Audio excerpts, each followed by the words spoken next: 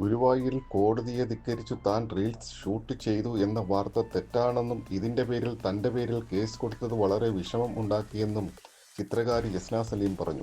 ജസ്നയുടെ പേരിൽ വന്ന വാർത്തകളോട് പ്രതികരിക്കുകയായിരുന്നു അവർ. തന്റെ ഫേസ്ബുക്കിൽ വീഡിയോ ഇട്ടാണ് ജസ്ന ഇക്കാര്യം അറിയിച്ചത്.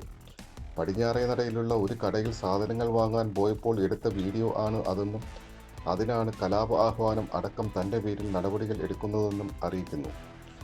മുൻപൊരിക്കൽ ഗുരുവായൂരിൽ വെച്ച് കേക്ക് കട്ട് ചെയ്ത സംഭവം അതിൽ മുട്ട ഉപയോഗിച്ച കേക്ക് അല്ല അവിടെ കട്ട് ചെയ്തതെന്നും അന്ന് ഈ കേക്ക് മുറിക്കുന്നത് അവിടുത്തെ സെക്യൂരിറ്റി ഉദ്യോഗസ്ഥർ കണ്ടതായും എന്നാൽ അവർ അത് തടഞ്ഞില്ലെന്നും ജസ്ന സലീം പറഞ്ഞു.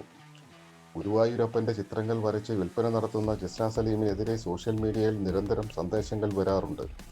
കോഴിക്കോട്ടുകാരിയായ ജസ്ന സലീം ഗുരുവായൂരിൽ ചിത്രങ്ങൾ വിൽപ്പനയ്ക്കായി സ്ഥിരമായി എത്താറുണ്ട്. പ്രധാനമന്ത്രി അടക്കം ചിത്രങ്ങൾ സമർപ്പിച്ച് ശ്രദ്ധ നേടിയ ആളാണ് ജസ്ന സലീം.